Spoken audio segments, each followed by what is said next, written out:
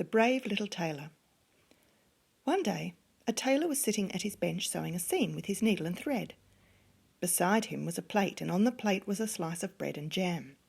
It was his lunch, and the sooner he finished sewing the seam, the sooner he could eat it. He liked jam spread on bread. He wasn't the only one. "Jam," buzzed the greedy flies, "we smell jam." "Don't you dare," shouted the little tailor, and he picked up a piece of cloth. "Take that," he shouted, and he swatted at the flies as hard as he could, and 7 of them fell dead to the table. "How clever I am," said the little tailor proudly. "I have killed 7 with 1 blow. I must tell the world about this." And so that the whole world could see at a glance how clever he was, he made himself a belt, and on the belt he embroidered the words 7 with 1 blow. And he put some cheese in his pocket, in case he got hungry, and then he set off. Beside the door, as he went out, was a small brown bird caught in a bush. He untangled it from the prickly briars and put it in his pocket with the cheese. He followed a road that wound round the side of a mountain like a corkscrew, and at the 4th turn in the road he met a giant carrying a tree. "Would you like to walk with me and keep me company?" called the brave little tailor. "Ho, ho, ho!" laughed the giant, who was as tall as a tree himself. The brave little tailor barely reached his knee. "Ho, ho, me walk with you? Ho, ho, ho, ho." "Read that," said the brave little tailor, pointing to his belt, "and then see if you feel like laughing." "7 with 1 blow," read the giant. He thought that meant the brave little tailor had killed 7 ogres, or 7 dragons, or maybe 7 knights in armour, and he was very impressed. Nonetheless, he decided to test the brave little tailor. After all, it is easy enough to say you are brave and strong. He picked up a rock that would have squashed the brave little tailor had it fallen on him. "Can you do this?" asked the giant, and he squeezed the rock until the perspiration stood in beads on his brow, and finally a tiny trickle of water ran from it. "That's easy enough," said the brave little tailor. He put his hand into his pocket and took out the cheese. It was soft, squashy cheese, and one tiny squeeze, and the whey ran between his fingers in a milky stream. "Oh," said the giant, rather taken aback, and then he said, "Can you throw as far as this?" And he picked up a small boulder and hurled it with all his might.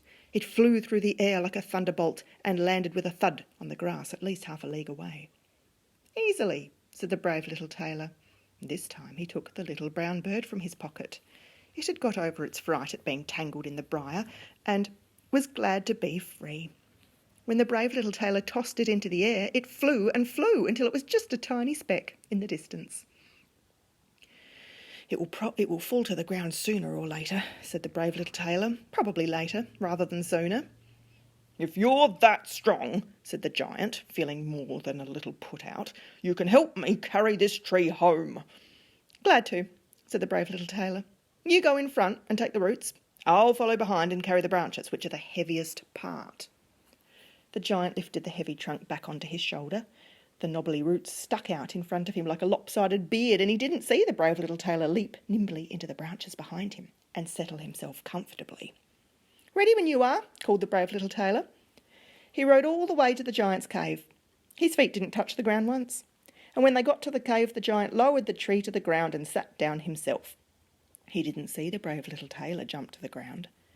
The brave little tailor wasn't the slightest bit out of breath. He didn't look the slightest bit tired.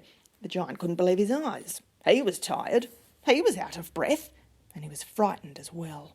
If the brave little tailor was as strong as he seemed to be, then he could be dangerous, even to a giant. He would have to be got rid of. "Come to the cave and meet my brothers," said the giant slyly. "You can spend the night with us." That night the giant let the brave little tailor sleep in his own bed while he slept on the floor.